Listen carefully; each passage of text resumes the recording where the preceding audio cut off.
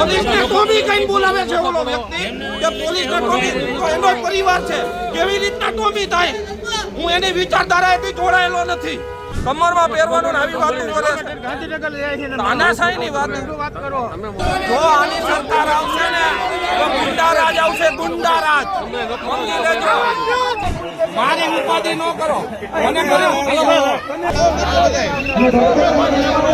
મોરબીના રવાપર રોડ પર આમ આદમી પાર્ટી દ્વારા આયોજિત પરિવર્તન સભાનું આયોજન હતું, જેમાં ભારે રાજકીય ડ્રામા સર્જાયો।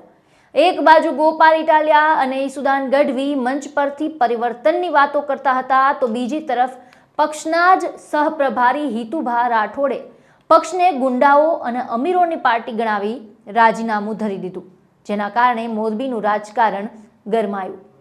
બન્યું એવું કે મોરબીની આ સભા દરમિયાન હોબાળા વચ્ચે સહપ્રભારી હિતુભા રાઠોડે પોતાની જ પાર્ટીની પોલ ખોલી અને આક્ષેપ લગાવ્યા કે આમ આદમી પાર્ટીમાં અંદરખાને ભાજપ કરતાં પણ વધુ ભ્રષ્ટાચાર છે। અહીં નાના કાર્યકર્તાઓની કોઈ કિંમત નથી। તેણે લોકોને અપીલ કરી કે કોઈએ આ પાર્ટીમાં જોડાવું નહીં, કારણ કે આ માત્ર અમીરોની પાર્ટી છે, ગરીબોની નહીં।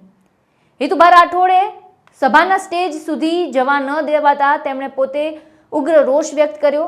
તેમણે ગોપાલ ઇટાલિયાના જૂના નિવેદનોને ટાંકીને કહ્યું કે પક્ષ પોલીસને ટોમી ગણે છે અને પટ્ટા ગળામાં પહેરવાની વાત કરે છે, જો તેની સરકાર આવશે તો દિલ્હીથી ગુંડાઓ લાવીને ગુજરાતમાં ગુંડા રાજ ચલાવશે।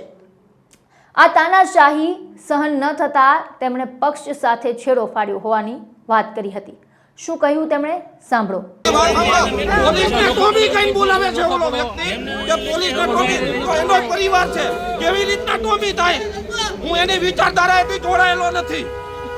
પોલીસનો પરિવાર છે, પોલીસને ટોમી કઈ બોલાવ્યા આવું રાજકારણ કોણ બોલાવે ટોમી કઈ?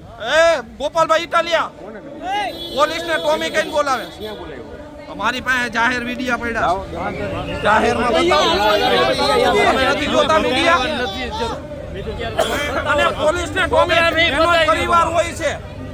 પોલીસનો પરિવાર નહીં, પોતે 182 ધારાસભ્યોમાંથી ભાઈ 182 ધારાસભ્યોમાંથી આવેલો માણસ, પોલીસ પરિવારને સારી રીતે જાણતો માણસ, 182 ધારાસભ્યોમાંથી એક માણસ જે પોલીસ ખાતામાંથી આવ્યો અને પોલીસ શું છે નથી ખબર અને એના પરિવારની વાતો કરે છે, એની બેનતી કર્યું હોય છે, પોલીસની બેનતી કર્યું છે, ગળાનો પટ્ટો પહેરવાનો અને કમરમાં પહેરવાનો આવી વાતો કરે છે ગાંધીનગર લઈ છે તાનાશાહીની વાત કરો। હજી તો સરકાર નથી આવી અને સરકાર આવી તો વિકાસની વાત થાય, પટ્ટાની વાતો ન થાય પોલીસની। હું પોલીસને મારું દિલ અને દિમાગ બે માનું છું, મારો પરિવાર માનું છું અને એવી તાનાશાહી નહીં હાલવા દઈએ અમે સાહેબ। અત્યારે કે પ્રશ્ન છે આ તો પછી કેમ તમે મને જવા દો સ્ટેજ ઉપર, બધા પોલીસ પરિવારને કહેવા માંગુ છું કેમ નથી જવાને સામે કેમ મારા પોલીસ પરિવાર વતી મને જવા દેતા?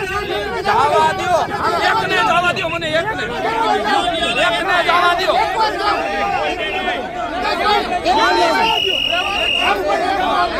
આની સરકાર જો આની સરકાર આવશે ને તો ગુંડારાજ આવશે ગુંડારાજ સમજી લેજો।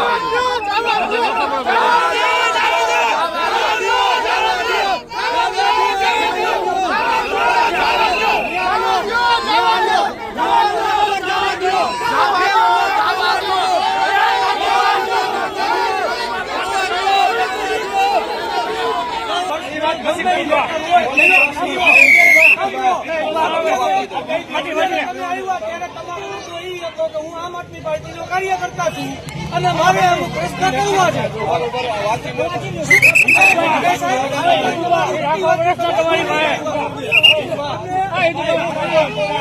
રાખો તમારી